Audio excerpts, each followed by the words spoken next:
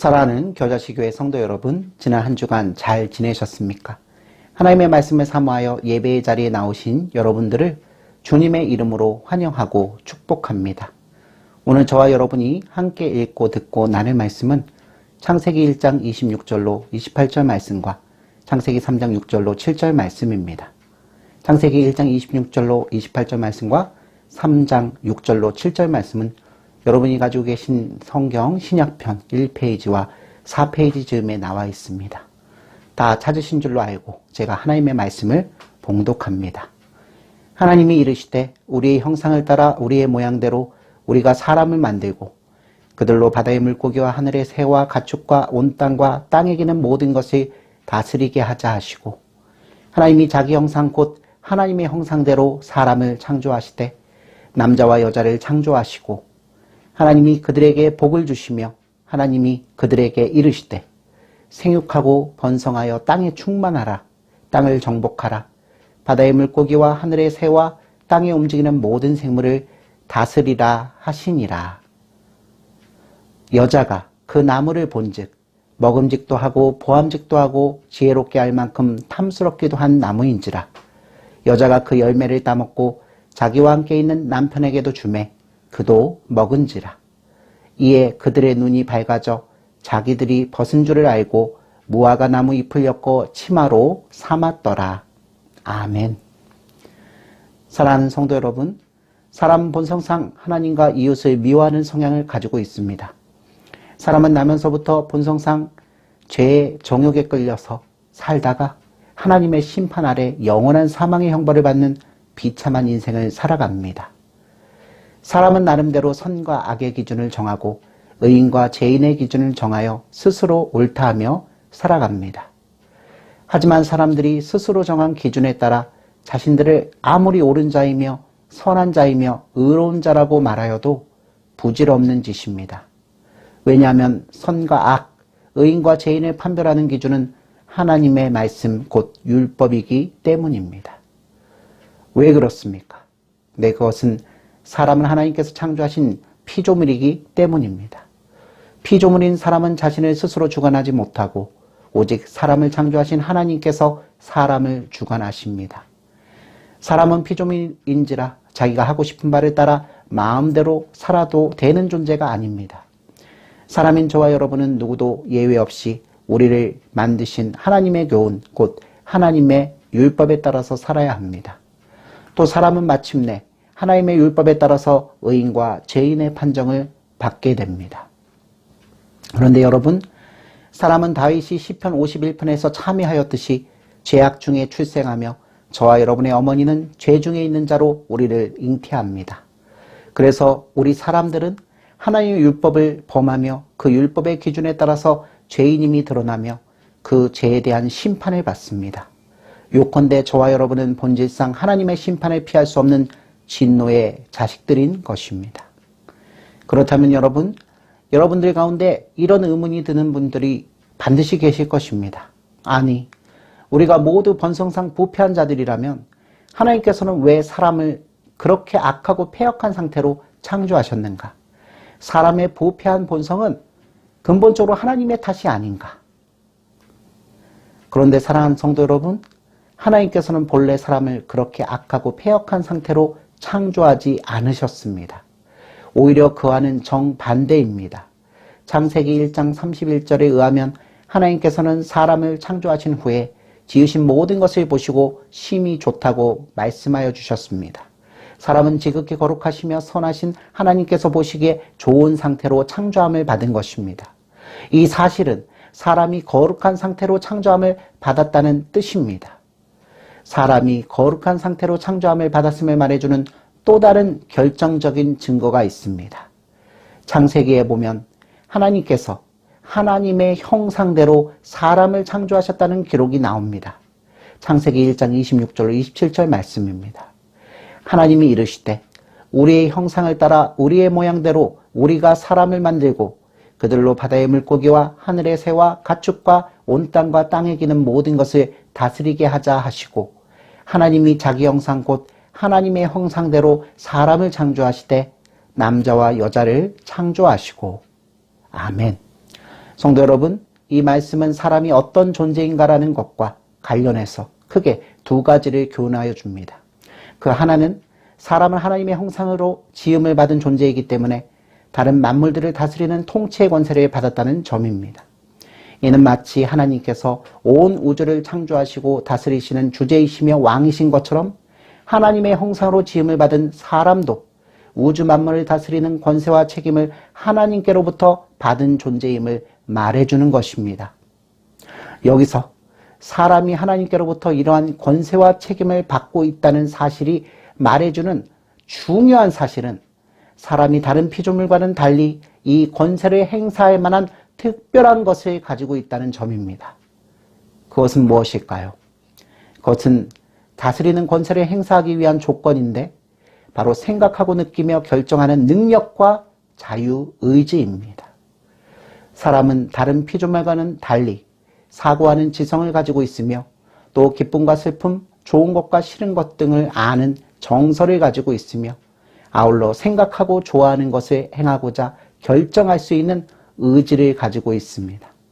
그리고 사람은 이 모든 것을 자신의 자발적이며 자유로운 선택에 따라서 행할 수 있는 자유의지를 가지고 있습니다.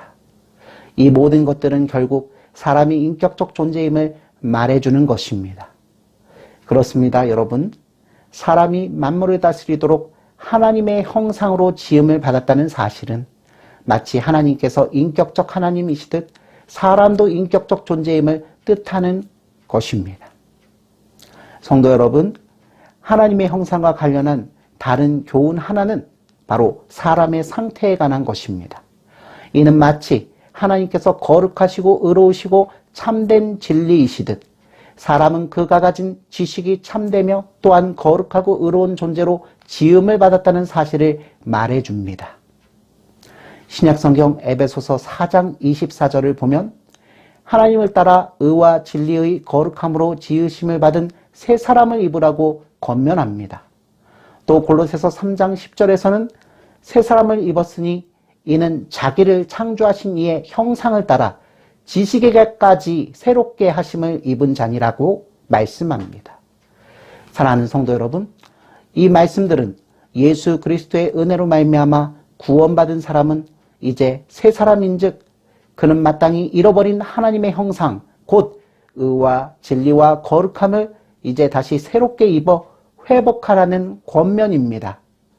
그런데 이 권면은 오직 예수 그리스도를 믿어 그와 연합한 성도들에게만 적용되는 권면입니다. 왜 그럴까요? 그것은 우리 주 예수 그리스도를 통해서만 의와 진리와 거룩함이라는 하나님의 형상을 볼 수 있으며 그리스도 자신이 바로 하나님의 형상이시기 때문입니다.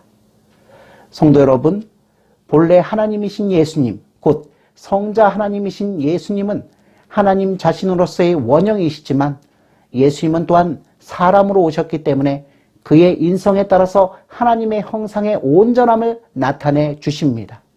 따라서 사도 바울은 자신의 목회를 가리켜 나의 자녀들아 너희 속에 그리스도의 형상을 이루기까지 다시 너희를 위하여 해산하는 수고를 하였도다 라고 말하기도 한 것입니다. 사랑하는 성도 여러분, 하나님께서 사람을 하나님의 형상에 따라서 창조하시되 만물을 다스리는 권세를 주시고 이러한 권세를 누릴 인격적 존재로 만드셨으며 참된 의와 지식과 거룩함으로 빚으신 것은 사람의 존재 목적에 대해 소중한 이해를 밝혀줍니다. 그것은 바로 사람이란 본래부터 자신을 지으신 창조주 하나님을 바르게 알고 마음을 다하여 그를 사랑하며 하나님이 주시는 영원한 복락을 누리며 그와 더불어 살면서 오직 하나님께만 영광과 존귀의 찬양을 돌려드리기 위해 존재한다는 사실입니다.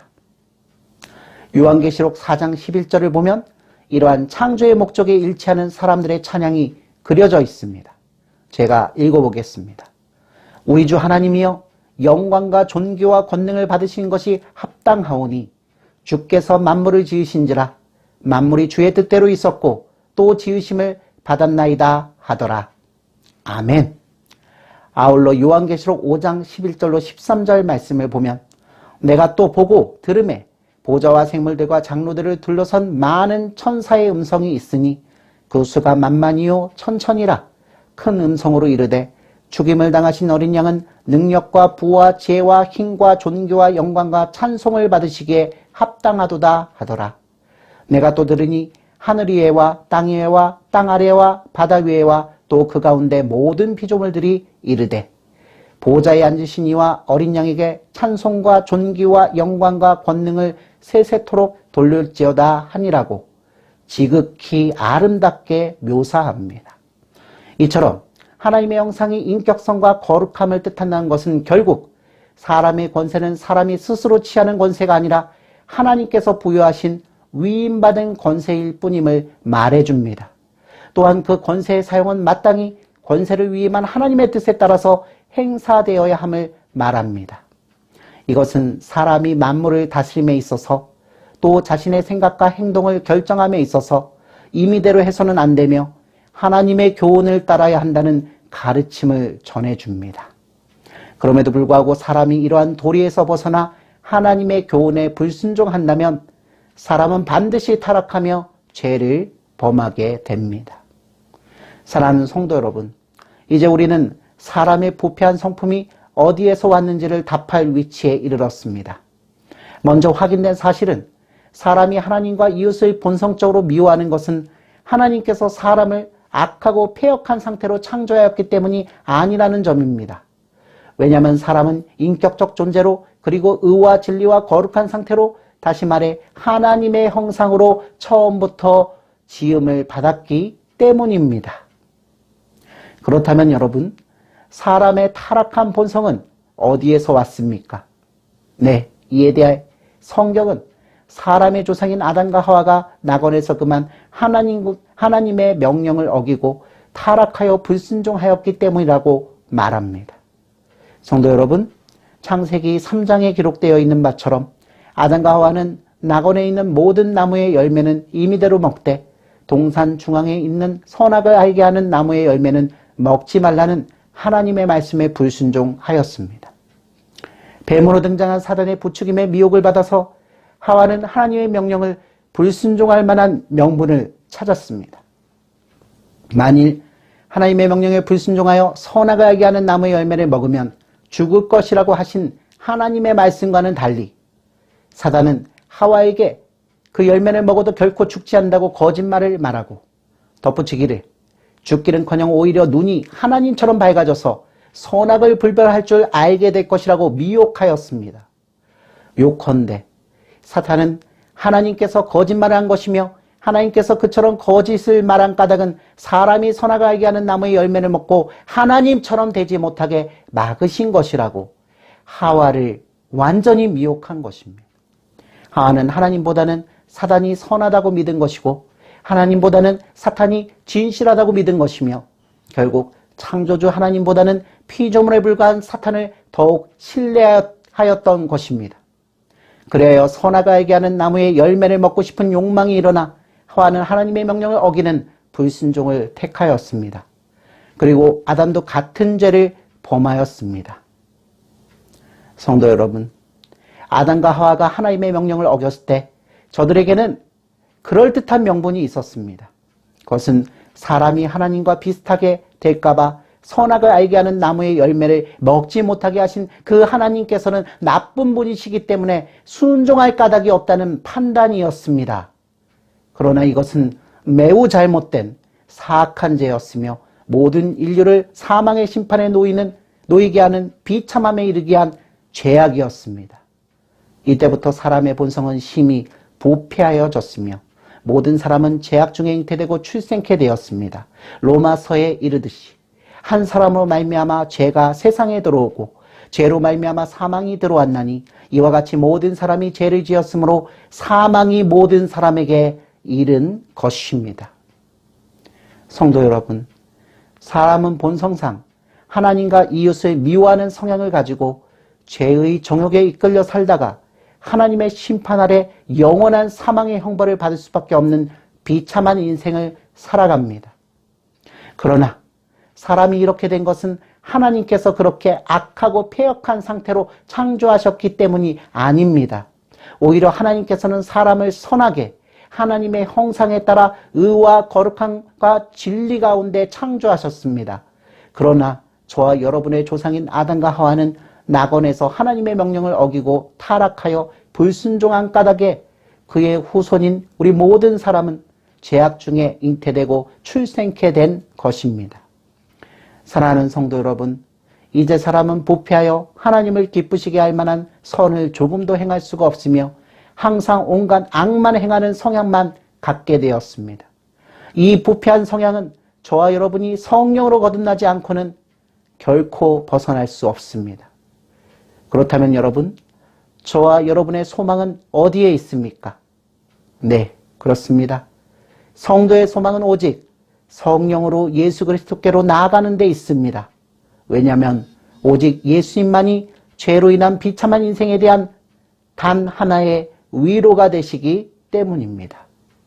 오늘 하루도 우리가 얼마나 심각한 부패함과 타락함의 본성을 지니고 있는 죄인인지를 실감하며 이 죄와 비참의 문제를 우리를 대신하여 해결하여 주신 하나님과 그 아들 예수 그리스도의 십자가 사랑을 생각하며 늘 하나님과 그리스도 예수께 감사하는 삶을 사는 우리 모든 하나님의 사람들이 되시기를 주님의 이름으로 축원합니다. 아멘.